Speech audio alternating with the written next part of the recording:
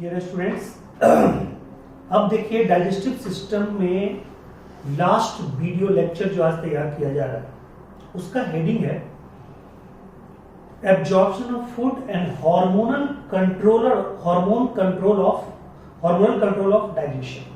ठीक है, यानी कि hormonal control and absorption of food. Digestion में हमने क्या क्या पढ़ा? हमने पढ़ा सेलेब्री जूस में जो एंजाइम है उसके द्वारा डाइजेशन, हमने पढ़ा गैस्ट्रिक जूस में जो एंजाइम है उसके द्वारा डाइजेशन, हमने पढ़ा बाइल जूस क्या मदद करता है डाइजेशन में, हमने पढ़ा पैंक्रियाटिक जूस के द्वारा डाइजेशन, पैंक्रियाटिक जूस में जो एंजाइम है उसके द्वारा, और हमने पढ़ा टोटल ये सक्कस इंटेरिकस यानी कि इंटेस्टाइनल जूस में जितने एंजाइम है उसके द्वारा डाइजेशन। और हमने अभी तक इस चैप्टर में 15 से 20 ट्रिक्स देख चुके हैं। 20 ट्रिक्स आपको गिनती में है जो आपने इसमें पूरे चारों जो 4-5 वीडियो अभी तक आपका गया है उसमें ट्रिक्स हैं। इस चैप्टर में भी आप इस टॉपिक में भी आपको ट्रिक्स मिलेंगे। ओके, तो हम लोग देखते हैं सबसे पहले एब्जॉर्प्शन। अब ये समझिए आप कि बक्कल कैविटी में डाइजेशन हुआ स्टार्च का, यानी कि कंक्लूडिंग पॉइंट पे अगर चले डाइजेशन के कंक्लूडिंग पॉइंट पे, तो माउथ में यानी बक्कल कैविटी में यानी ओरल कैविटी में सिर्फ और सिर्फ कार्बोहाइड्रेट का डाइजेशन हुआ, पीएच 6.8। स्टोमेक में सिर्फ प्रोटीन का डाइजेशन हुआ, पीएच 1.8। डियोडनम में कार्बोहाइड्रेट का भी डाइजेशन हुआ, प्रोटीन का भी हुआ, लिपिड का भी हुआ, वहां पे पीएच 7.8। क्लियर है? माउथ में food mixed with digestive juice known as bolus. Stomach में food mixed with acidic gastric juice known as Kine. In intestine food mixed with alkaline digestive juice known as Kyle, CHYL। Clear है point? डियोडनम तक में ही digestion होता है। No any role of digestion, no any role in digestion by large intestine. और आपने पढ़ा है small intestine में 3 पार्ट, डियोडिनम, जेजुनम, इलियम। तो डियोडिनम का काम तो था डाइजेशन, डी से डियोडिनम, डी से डाइजेशन, बट जेजुनम और इलियम इन दोनों का काम है एब्जॉर्प्शन ऑफ फूड। क्लियर है पॉइंट? इस दोनों का काम क्या है? Absorption of food. हमने आपको पहले ही बता रखा है कि इलियम में माइक्रोविलाई ब्रश बॉर्डर एपिथेलियम हो गया। क्लियर है पॉइंट? ठीक है, जो एब्जॉर्प्टिव सरफेस एरिया को बढ़ाते हैं। क्लियर? अब आप देखिए, कहता है कि जो एब्जॉर्प्शन है उसमें एब्जॉर्प्शन किसका किसका होगा? तो आपको पता है, ठीक है, कि प्रोटीन का डाइजेस्टेबल फॉर्म क्या है? एमिनो एसिड है। कार्बोहाइड्रेट का क्या है? मोनोसेक्राइड है, ग्लूकोज है, फ्रुक्टोज है, गैलेक्टोज है, मेनोज है, ये सब है। और कहता है कि लिपिड का क्या है? Fatty acid and glycerol. Fatty acid and glycerol, ये तीनों को तो पढ़ना ही है कि तीनों का एब्जॉर्प्शन कहाँ कैसे होता है। प्लस आपको ये भी पढ़ना है कि ड्रग्स का क्या होता है एंजाइम, कहाँ पे एब्जॉर्ब होता है, मेडिसिन का कहाँ पे होता है, अल्कोहल का कहाँ पे होता है, ये सब चीजें हमको देखना है। और आपको मैंने प्लाज्मा मेम्ब्रेन जब सेल का पढ़ा रहे थे तो वहां पे मैंने पढ़ा चुका हूं, वहां पे मैं आपको पढ़ाया हूं क्या कि एब्जॉर्प्शन प्लाज्मा मेम्ब्रेन का फंक्शन होता है सेल के प्लाज्मा मेम्ब्रेन का। ठीक है, ट्रांसपोर्ट में आपने पढ़ लिया है active transport, passive transport, active absorption, passive absorption. फिर एक्टिव में आपने मतलब पूरा डिटेल पढ़ा है कि एनर्जी के कॉस्ट पे होता है, लेकिन आपने जो पैसिव ट्रांसपोर्ट है उसमें 2 पार्ट पढ़ा है, डिफ्यूजन, ऑस्मोसिस। डिफ्यूजन में भी आपने 2 पढ़ा है। ठीक है, simple diffusion, facilitated diffusion. Simple diffusion में कोई भी कैरियर मॉलिक्यूल का हेल्प नहीं लिया जाता, और फैसिलिटेटेड डिफ्यूजन में कैरियर प्रोटीन का हेल्प लिया जाता है। ये कंसंट्रेशन ग्रेडियंट के अगेंस्ट भी हो सकता है। और जो आपका ऑस्मोसिस है उसमें भी आपने पढ़ा है एंडोस्मोसिस, ठीक है, और एक्सोस्मोसिस, सब तरह से आपने पढ़ा हुआ है, बस उसका एप्लीकेशन यहाँ पे देखना है, ठीक है, ध्यान दीजिए। कहता है सबसे पहले तो ये क्वेश्चन है यहाँ पे आपके लिए, what is difference between I and I, इसको हम फुल लिखते हैं ileum and ilium, ileum and ilium.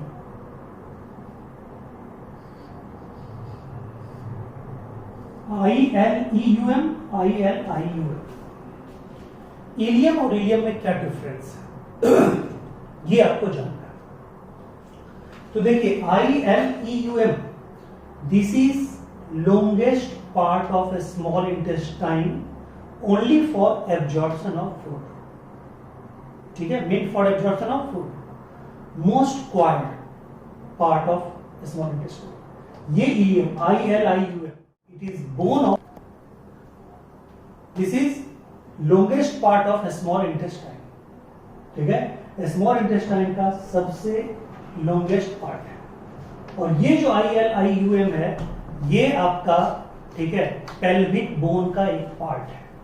Actually में पेल्विक बोन में 3 पार्ट होते हैं, इलियम, इस्चियम, प्यूबिस, तो इलियम उसका पार्ट है। ओके, ये क्वेश्चन जानने के बाद आप ये जानिए कि D only for D for duodenum, D for digestion, duodenum only mean for digestion, और जेजुनम और इलियम फॉर एब्जॉर्प्शन, ठीक है, ये दिमाग में रखना है, ठीक है। डीडी जिया यहां पे याद रखिएगा, डीडी जिया, ठीक है, डीडी जिया, ठीक है, यानी कि डियोडनम, ठीक है, फॉर डाइजेशन, और jejunum and ileum for absorption, डीडी जिया, दीदी जिया, तो दीदी बोलते हैं दीदी जिया, ठीक है, क्लियर है। अब देखिए कहता है large intestine no digestive role, ठीक है, अब देखिए नो डाइजेस्टिव रोल यानी कि लार्ज इंटेस्टाइन का कोई रोल नहीं है डाइजेशन में, ओके, लार्ज इंटेस्टाइन का कोई रोल ही नहीं डाइजेशन में, इसका काम क्या है, concentration of food, concentration of food का मतलब है एब्जॉर्प्शन ऑफ वाटर, ये तो हर कोई जानता है एब्जॉर्प्शन ऑफ वाटर, बट आपके एनसीईआरटी में ही दिया हुआ है। 2 और चीजें आप उसको ऐसे समझिए, आपने नाम सुना होगा BMW कार होती है, ठीक है, तो BMW से हाई लेवल का एक कार लीजिए DMW, ठीक है, तो DMW, ये देखिए DMW, ये ट्रिक देखिए DMW, D से ड्रग्स, ठीक है, M से मेडिसिन, W से वाटर, वाटर, ड्रग्स और मेडिसिन का भी एब्जॉर्प्शन होता है लार्ज इंटेस्टाइन के द्वारा, यानी वाटर के साथ साथ मेडिसिन और ड्रग्स का भी एब्जॉर्प्शन करता है कौन, ठीक है, कहता है लार्ज इंटेस्टाइन, यानी लार्ज इंटेस्टाइन का डाइजेशन में तो कोई रोल ही नहीं है, तो किसमें है, कहता है ये वाटर को एब्जॉर्ब करता है, ये ड्रग को एब्जॉर्ब करता है, और ये मेडिसिन को भी एब्जॉर्ब करता है, क्लियर है। अब कहता है लार्ज इंटेस्टाइन से म्यूकस भी निकलता है, देखिए याद रखना है, म्यूकस बक्कल कैविटी में भी था, lubrication plus adhering of food, ठीक है, यहां पे भी है, ठीक है, लार्ज इंटेस्टाइन के द्वारा भी म्यूकोसा सेल के द्वारा म्यूकोस लेयर निकलता है, यहां पे भी है एडहेरिंग, बट यहां पे होगा adhering of undigested food and lubrication, तो अनडाइजेस्टेड फूड को मिलाना और उसको, ठीक है, लुब्रिकेट करना, इससे क्या होता है, वो फेसिलिएशन के साथ एकदम इजी पैसेज के रूप में उसका इजी एग्जिट पैसेज हो जाता है, यानी कि स्टूल बाहर निकल जाता है, क्लियर है पॉइंट, ठीक है, तो ये दिमाग में रखना है, ठीक है, यानी यहां भी म्यूकस का रोल बक्कल कैविटी में भी आपने पढ़ा, म्यूकस का रोल स्टोमक में भी आपने पढ़ा, ठीक है, म्यूकस का रोल डियोडनम में भी पढ़ा, म्यूकस का रोल यहां भी पढ़ा, सब जगह म्यूकस का रोल है, ठीक है, और सब जगह कॉमन है लुब्रिकेशन, ठीक है, ऊपर लुब्रिकेशन के साथ एडहेरिंग, यहां भी लुब्रिकेशन के साथ एडहेरिंग, ठीक है, वहां डाइजेस्ट मतलब अनडाइजेस्टेड फूड का मतलब जो इनटेक अभी फूड हुआ है उसका, और यहाँ पे जो अनडाइजेस्टेड फूड सारा डाइजेशन बाद जो बचा उसका, यहाँ पे एग्जिट के लिए, वहां पे इनटेक के जस्ट बाद, और कहता है स्टोमक में, उसके साथ बाइकार्बोनेट आया, excoriation of HCl effect, HCl के एक्सकोरिएशन इफेक्ट से बचाता था, और वहां पे आपने क्या पढ़ा डिओडनम में, इंटेस्टिनल म्यूकोजा को बचाता था, और वहां पे एल्कलाइन मीडियम को भी मेंटेन करता था। ठीक है, अब यहाँ पे सारा होने के बाद अनडाइजेस्टेड फूड, ठीक है, लार्ज इंटेस्टाइन से कहां, इलियोसिकल वल्व के द्वारा कहां आता है, सीकम में, और कहता है ये ileocaecal valve reverse flow of stool को रोकता है, reverse flow of undigested food को रोकता है। ठीक है, अनडाइजेस्टेड फूड जो एक बार सीकम आ गया वो फिर से इलियोसिकल वल्व के, ठीक है, मतलब क्रॉस करके पीछे ले जा सकता है, क्योंकि वहां पे वल्व लगा हुआ है, इलियोसिकल वल्व। क्लियर है? कहते हैं ये जीआईटी पूरा स्टोमक, डिओडनम, लार्ज इंटेस्टाइन, सब पे कंट्रोल रखता है कौन? कहता है हार्मोन, जो अभी हम बताने वाले हैं। हार्मोन 11 हार्मोन का नाम बताएंगे, ये 11 हार्मोन एनसीईआरटी में नहीं है। ठीक है, और प्लस नर्वस कंट्रोल, यानी कि न्यूरॉन के कारण भी, नर्व के कारण भी आपका डाइजेशन प्रभावित होता है। ठीक है, आपका डाइजेशन उसके कारण भी होता है। तो इनडाइजेशन वाली जो बात होती है ना, ठीक है, एक होता है कंस्टिपेशन। कंस्टिपेशन का मतलब हुआ बहुत ज्यादा एब्जॉर्प्शन हो गया वाटर का, और फूड आपको बाहर नहीं निकल रहा है। ठीक है, इनडाइजेशन का मतलब हुआ कि आपको गुस्सा है, या आपको नींद नहीं आ रही है, आपको इंजाइमेटिक एक्शन सफिशिएंट नहीं है, या आपके बॉडी में कोई वीकनेस है, उस सब के कारण भोजन पचा ही नहीं, तो उसको बोलते हैं इनडाइजेशन। ठीक है, भोजन पचा बट एब्जॉर्प्शन ऑफ वाटर बहुत ज्यादा हो गया, यानी कि फूड बहुत कंसंट्रेटेड हो गया, तो इजी पैसेज नहीं हो रहा है, म्यूकस लुब्रिकेशन का काम नहीं कर रहा, तो उसको बोलते हैं कंस्टिपेशन। और डायरिया या डिसेंट्री, बहुत ज्यादा फ्लो ऑफ वाटर, ठीक है, एक आवाज के साथ, उसको हम लोग क्या बोलते हैं? उसको बोलते हैं डायरिया डिसेंट्री। ठीक है, फिर कहते हैं vomiting, reverse flow of stomach content, ठीक है, by mouth is known as vomiting. उसमें मेडुला ऑब्लोंगाटा रिस्पॉन्सिबल होता है। वोमिटिंग जितने भी इनवॉलंटरी प्रोसेस है उसको कंट्रोल कौन करता है? Medulla oblongata. और वो नाउजिया का, ठीक है, मतलब आगे का रूप है वोमिटिंग। ठीक है, और एक जॉन्डिस है, यानी कि अगर मान लीजिए बिलीरुबिन, ठीक है, की मात्रा बढ़ जाए तो कहता है आपका स्किन, आपका आई, आपका यूरिन, सब में येलो कलर्ड अपीयरेंस हो जाता है, उसको क्या बोलते हैं? जॉन्डिस। ये सब अभी हमने शॉर्ट में बताया कि ये सब आपका डाइजेस्टिव डिसऑर्डर है। जॉन्डिस, ठीक है, वोमिटिंग, ठीक है, डायरिया डिसेंट्री, ठीक है, इनडाइजेशन और कंस्टिपेशन। बट इसका एक अलग से भी क्लास होगा। जितने सिस्टम है सबके डिसऑर्डर का एक 45 मिनट का अलग क्लास वीडियो लेक्चर तैयार होगा, जो आपको बहुत काम आएगा। ओके, तो चलिए अब देखिए, फिर से इधर देखिए, ये सब तो हुआ। अब देखिए कि एब्जॉर्प्शन, अब एब्जॉर्प्शन में अब फिर से आप आइए, कहता है कि जो सलाइवा सेक्रेशन है, सलाइवा सेक्रेशन को स्टिमुलेट कौन करता है? कहता है site, smell, presence of food, यानी खूब अच्छी सीन, ठीक है, स्मेल किसी खाद्य पदार्थ का स्मेल, ठीक है, और कहता है फूड अगर आपके सामने रख दिया जाए, तीनों सलाइवा को स्टिमुलेट करता है। ठीक है, अब आइए, अब एब्जॉर्प्शन पे आप आइए, आराम से आइए। देखिए ग्लूकोज, एमिनो एसिड और Cl माइनस। वेरी वेल, देखिए मैंने डबल स्टार दे रखा है, तो डबल स्टार दे रखा है, ये सब नीट का क्वेश्चन है। ये नीट में क्वेश्चन आया हुआ है, ये नीट में क्वेश्चन आया हुआ है, ठीक है, ये नीट में क्वेश्चन आया हुआ है, ठीक है, ये नीट में क्वेश्चन आया हुआ है, ये सब नीट में क्वेश्चन आया हुआ है। ठीक है, तो ग्लूकोज, एमिनो एसिड और Cl माइनस, इन तीनों का एब्जॉर्प्शन सिंपल डिफ्यूजन से होता है। ना तो एनर्जी लगती है, ना तो कैरियर प्रोटीन लगता है, ये आराम से सिंपल डिफ्यूजन के रूप में एब्जॉर्ब हो जाता है। फिर कहता है ग्लूकोज और कुछ एमिनो एसिड, इससे होने के बाद ग्लूकोज और एमिनो एसिड ये फैसिलिटेटेड डिफ्यूजन के द्वारा भी होता है, यानी कि कैरियर प्रोटीन के हेल्प से भी होता है। फिर फ्रुक्टोज और मेनोज भी, ठीक है, कहता है फैसिलिटेटेड डिफ्यूजन के द्वारा होता है, ऑल्सो बाय फैसिलिटेटेड डिफ्यूजन। ठीक है, यानी कि ये फैसिलिटेटेड डिफ्यूजन के द्वारा होता है, ये भी और ये भी। ठीक है, water only by osmosis, water only by osmosis.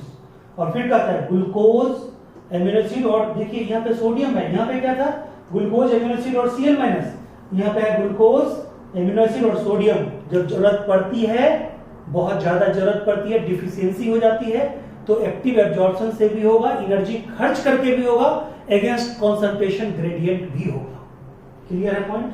तो ये सब आपका नीट का क्वेश्चन है, इसलिए मैंने इसको अलग से डबल स्टार दिया है, तो आपको दिमाग में रखना चाहिए।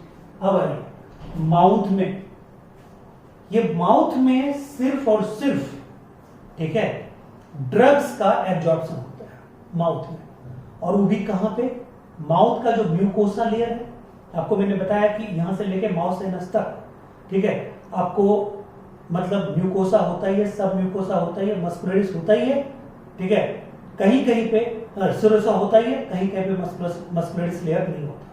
तो कहता है कि यहाँ पे म्यूकोसल लेयर के द्वारा और लोअर साइड ऑफ टंग, यानी कि टंग के लोअर साइड में और म्यूकोसल लाइन के द्वारा ड्रग्स का एब्जॉर्प्शन हो जाता है। ठीक है, स्टोमक, इसके लिए ट्रिक याद रखिएगा, देखिए ये ट्रिक है, सदमा, यानी कि अगर कोई चीज का आपको एब्जॉर्प्शन होता है तो ठीक ठाक है, नहीं अगर होता है तो सदमा लगता है। तो सदमा स्टोमक से रिलेटेड याद रखिए, बहुत बड़ा सदमा लगा, सदमा ऐसे ब्रेन को लगता है, बट यहाँ पे आप स्टोमक याद रखिएगा, सदमा। देखिए सदमा, ऐसे सिंपल शुगर यहीं पे एब्जॉर्ब हो जाता है। सिंपल शुगर का मतलब ग्लूकोज, फ्रुक्टोज, गैलेक्टोज, ठीक है, ये सब, ठीक है, यानी मोनोसैकेराइड, ठीक है, और ठीक है, सिंपल शुगर का मतलब माल्टोज, सुक्रोज, लैक्टोज, ठीक है, ये भी है। लेकिन ये पूरा एब्जॉर्ब हो या ना हो, ये तीनों तो एब्जॉर्ब हो ही जाएगा।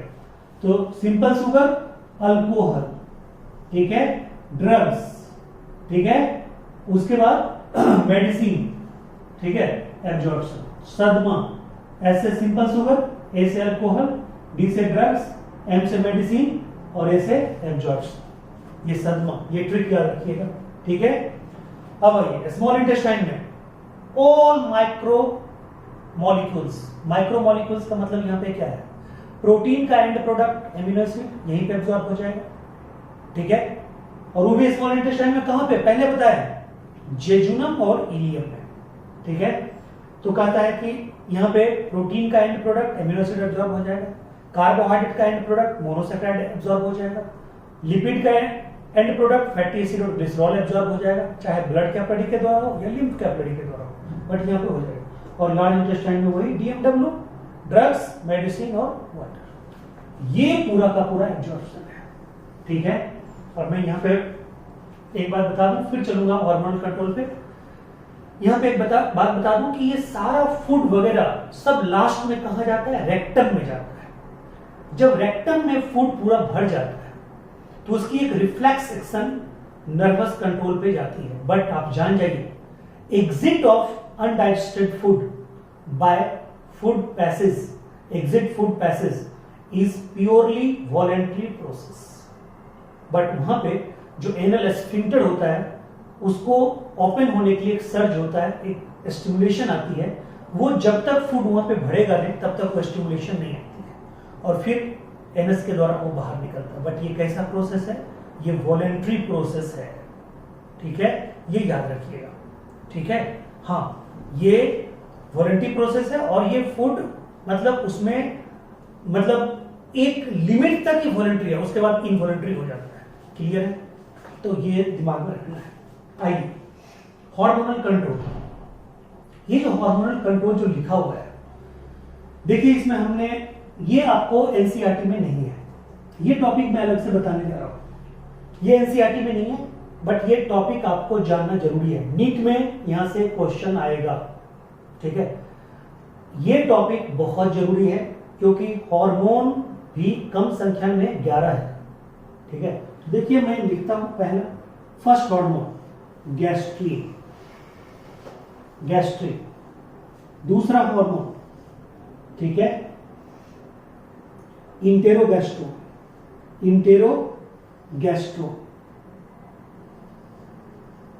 तीसरा, ठीक है, तीसरा जीआईपी, ठीक है, चौथा सोमेटोस्टेटिक, पांचवा। अब मैं ये आपको मिटा दूं, ये आपको अगर लिखना होगा तो आप इसको, ठीक है, पॉज करके आप लिख लीजिएगा। बहुत सारा इंफॉर्मेशन और बहुत ज्यादा ट्रिक है, तो आप इसको लिख लीजिए।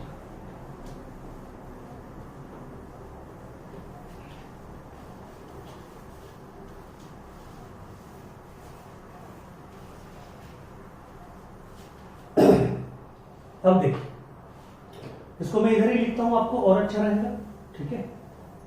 देखिए, first gastrin, second enterogastrone, third GIP, fourth somatostatin, 5 पेनक्रियो, पहले तो आप लीवर का ले लीजिए, ठीक है, कोलिसिस्टोकाइनिन, उसके बाद हिपेटोकाइनिन, उसके बाद सेक्रेटिन, उसके बाद पेंक्रियोजाइनिन,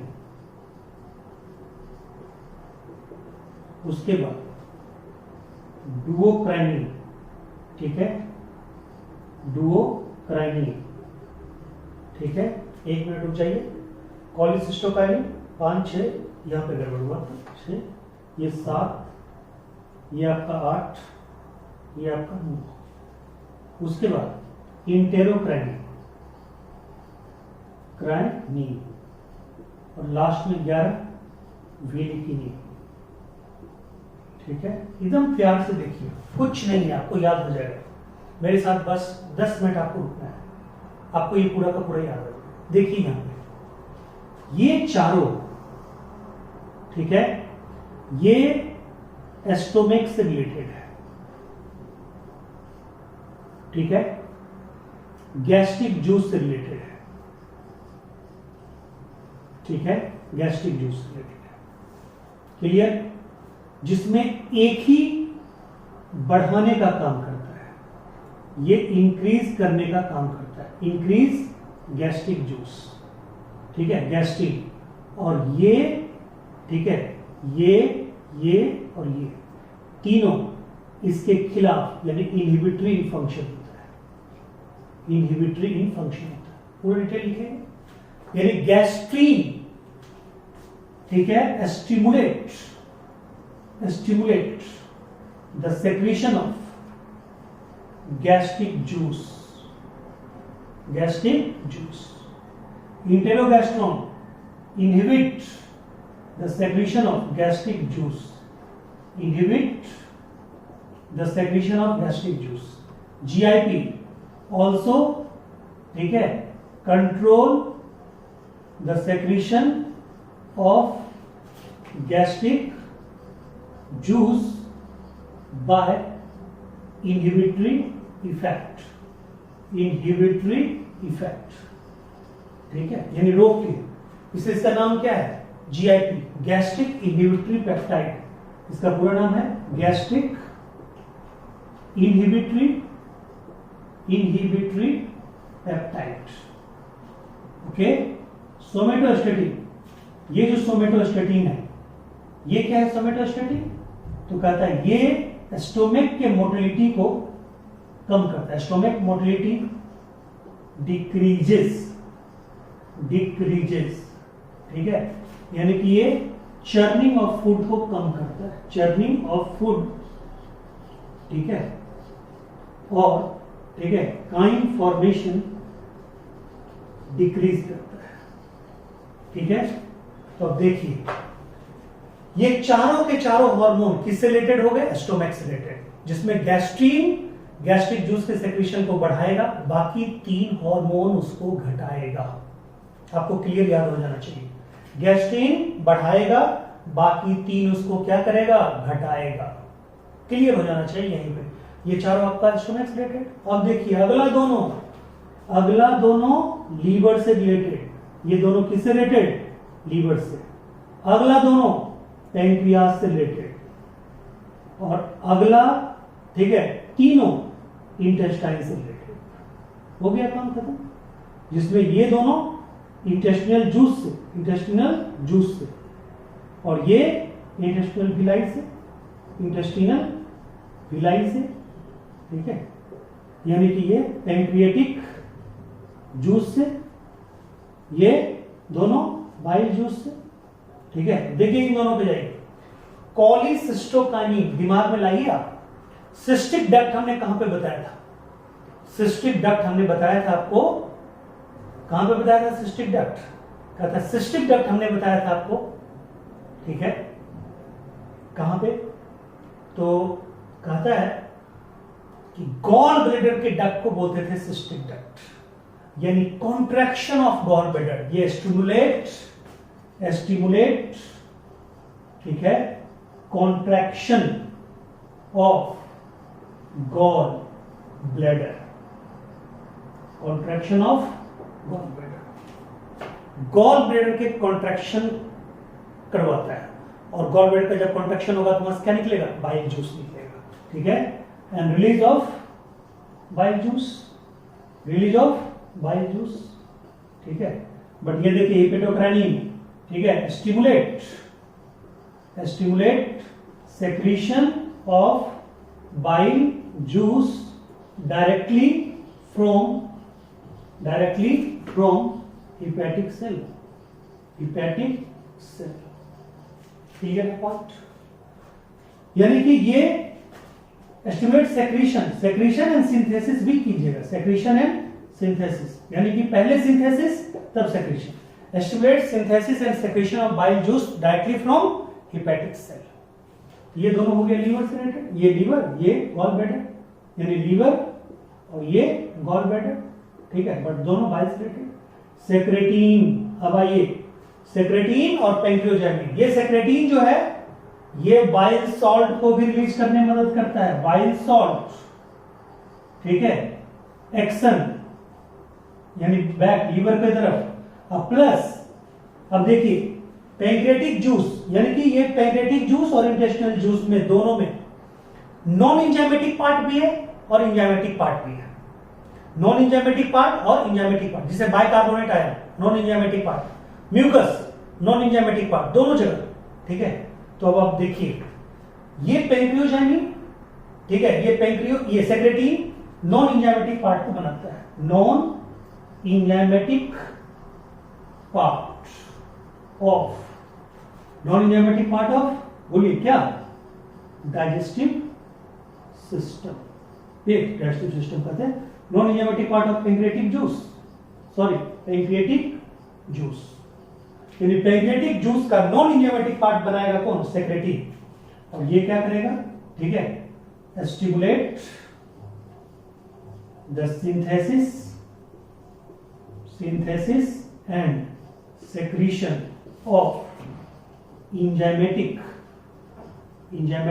part of, ठीक है, क्या बोलिएगा? Pancreatic juice. क्लियर है पॉइंट? ठीक है।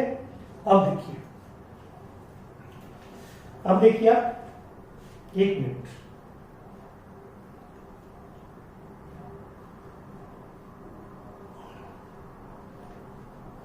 Sorry for interruption. अब देखिए डुओक्राइनिन, जैसे देखिए यहां पे क्या हुआ, सेक्रेटिन नॉन इंजाइमेटिक पार्ट को क्या किया? स्टिमुलेट किया, सेक्रेट किया।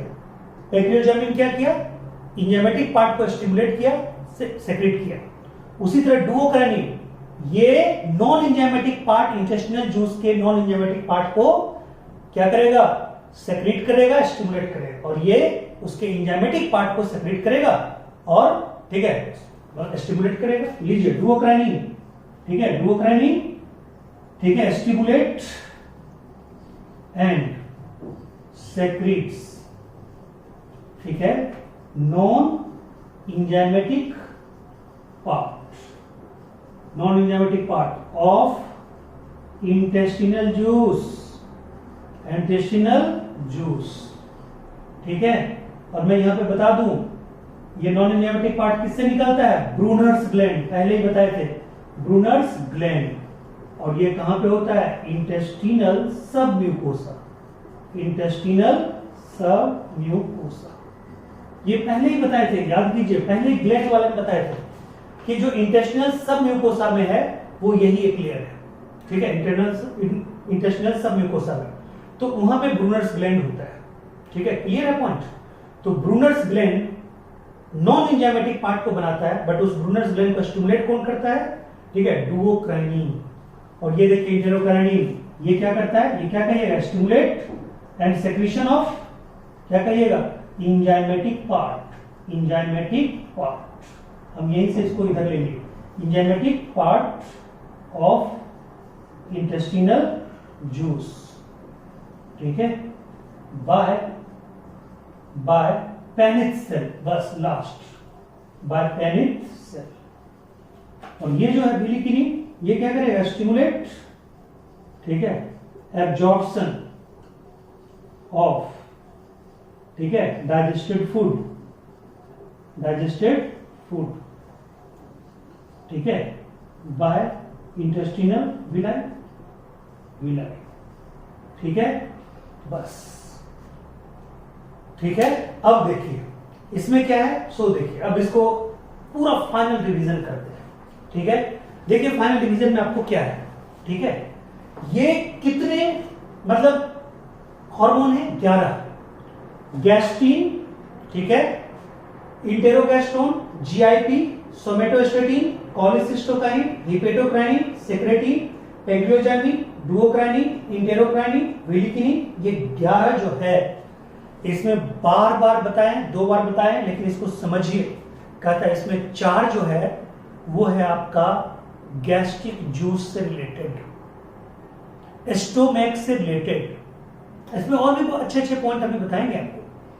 4 तो है स्टोमैक से रिलेटेड, अगला 2 लीवर से और गॉल ब्लैडर से रिलेटेड, अगला 2, ठीक है, नेक्स्ट 2, ठीक है, पेंक्रियास से रिलेटेड, नेक्स्ट 2 सिर्फ और सिर्फ इंटेस्टिनल पार्ट से रिलेटेड, और अगला इंटेस्टिनल भिलाई से रिलेटेड। क्लियर है पॉइंट? अब देखिए ये जो 4 था उसमें हमने पहले ही आपको बताया गैस्ट्रीन क्या करता है? Stimulate the secretion of gastric juice, stimulate the secretion of gastric juice. इंटेरोगैस्ट्रोन inhibit the secretion of gastric juice, ये सेक्रेशन गैस्ट्रिक जूस के सेक्रेशन को रोकता है, ठीक है, कम करता है। ये डिक्रीज करता है और ये इंक्रीज करता है, ये उसको बजाते रोक ही देता है। और सोमेटोस्टेटिन, ठीक है, आपको मैंने बताया था स्टोमैक में चर्निंग ऑफ फूड, जब स्टोमैक के मस्कुलस लेयर के द्वारा, ठीक है, मिक्सिंग ऑफ फूड होता है तो उसको बोलस, ये काइम बनते हैं, उस काइम के फॉर्मेशन को रोकता है, यानी मिक्सिंग ऑफ फूड को रोकता है, यानी कि वहां पे ये डाइजेशन के स्पीड को क्या करता है? कम कर देता है, बट दूसरे तरीके से करता है। क्या बोलते हैं? सोमेटोस्टेटिन, ठीक है, यानी इन तीनों का इनहिबिटरी इफेक्ट और इसका एक्सिबिटरी इफेक्ट। अब आइए कॉलिसिस्टोकाइनिन, ये स्पेशली किसको करेगा? गॉल ब्लैडर को कॉन्ट्रैक्ट करवाएगा, और गॉल ब्लैडर में ऑलरेडी जमा, ठीक है, बाइल जूस को निकलवाएगा, फैट को इमल्सिफाई करने के लिए, लाइपेज को एक्टिव करने के लिए। और फिर कहता है हिपेटोकाइनिन, ये डायरेक्ट हिपैटिक सेल से बाइल जूस को बाहर निकालेगा, ठीक है, ये इनडायरेक्ट नहीं करेगा, वहां पे ये उसके सिंथेसिस को भी कंट्रोल करेगा, सेक्रेशन को भी कंट्रोल करेगा, क्योंकि हिपैटिक सेल में बाइल जूस बनता है, क्लियर। उसके बाद सेक्रेटिन, ये जो सेक्रेटिन है, ये सेक्रेटिन देखिए यहां पे, ये सेक्रेटिन पैंक्रियाटिक जूस के नॉन एंजाइमेटिक पार्ट को तो बनाता ही है, उसको सेक्रेट भी करता है, लेकिन ये साथ साथ उल्टा एक लीवर को भी थोड़ा देखरेख कर लेता है। लीवर के बाइल जूस में जो बाइल सॉल्ट होता है उसके एक्शन को भी ये कंट्रोल करके रखता है, ठीक है। पैंक्रियोजाइमिन, ये पैंक्रियाटिक जूस वाले पार्ट को कंट्रोल करता है, और सिर्फ एंजाइमेटिक पार्ट, यानी जितना आपने 7 एंजाइम पढ़ा था पैंक्रियाटिक जूस में, मनु कालिया, टीसी मनु कालिया जो ट्रिक बताए थे, उस पूरे टीसी मनु कालिया को, यानी कि trypsinogen, chymotrypsinogen, maltase, nucleus, carboxypeptidase, lipase और एमाइलेज, सबको सेक्रेशन को कंट्रोल करता है कौन? Pancreozymin, by contraction of pancreatic exocrine part. Duocrinin, इन दोनों में थोड़ा सा आपको एक अलग देखना पड़ेगा। डुओक्राइनिन नॉन एंजाइमेटिक पार्ट को सेक्रेट करता है, बट किसके द्वारा, ये क्वेश्चन में आ जाएगा, ब्रूनर्स ग्लैंड। ऐसे मैं बता दूं, ब्रूनर्स ग्लैंड नॉर्मली जो होता है वो फेगोसाइटिक, उसके सेल जो होते हैं फेगोसाइटिक इन फंक्शन होते हैं, ठीक है। और इंटेरोक्राइनियम ये कहता है ये किस सेल के द्वारा, देखिए यहाँ पे पेनिथ सेल, ये क्वेश्चन में आता हुआ है, ये नीट में आया हुआ क्वेश्चन है, ठीक है, पेनिथ सेल, ठीक है।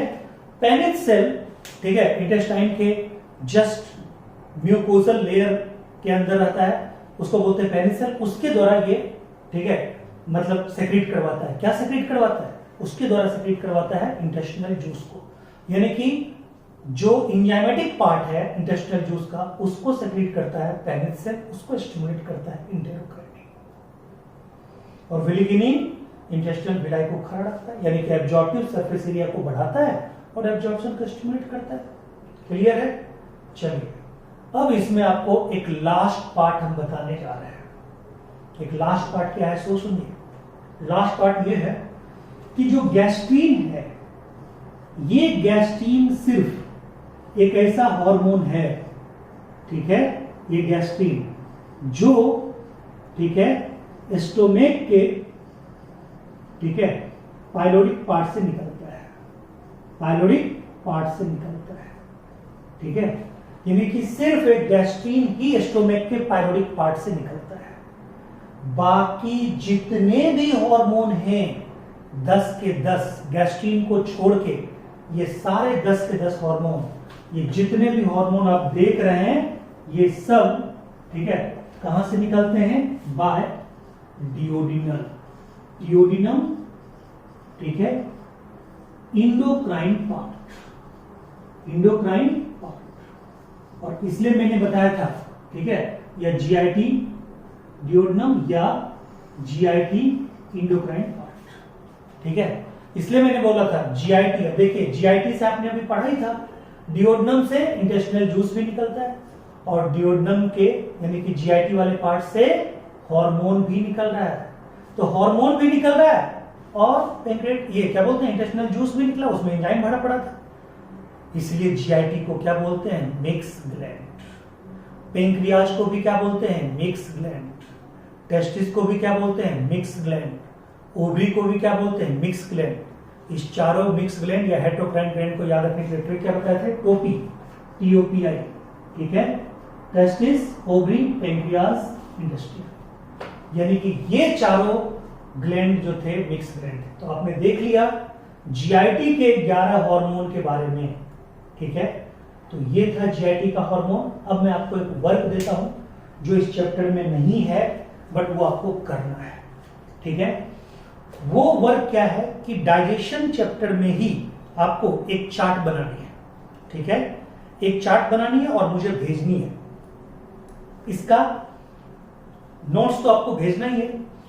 ये जितने वीडियो हैं आपको इसमें शायद, ठीक है, 6 वीडियो हो गए सब मिला के पूरे डाइजेस्टिव सिस्टम में, 6 वीडियो 45 मिनट का। तो आप सोचिए कितना आपने डिटेल में, और पूरा एनसीईआरटी इसमें समाहित है। तो अब आपको क्या करना है, एक अपने मन से चार्ट बनाना है विटामिन के लिए। उस विटामिन के चार्ट में पहला नेम ऑफ विटामिन, दूसरा केमिकल नेम ऑफ विटामिन, तीसरा deficiency disease of that vitamin, चौथा सोर्स ऑफ दैट विटामिन।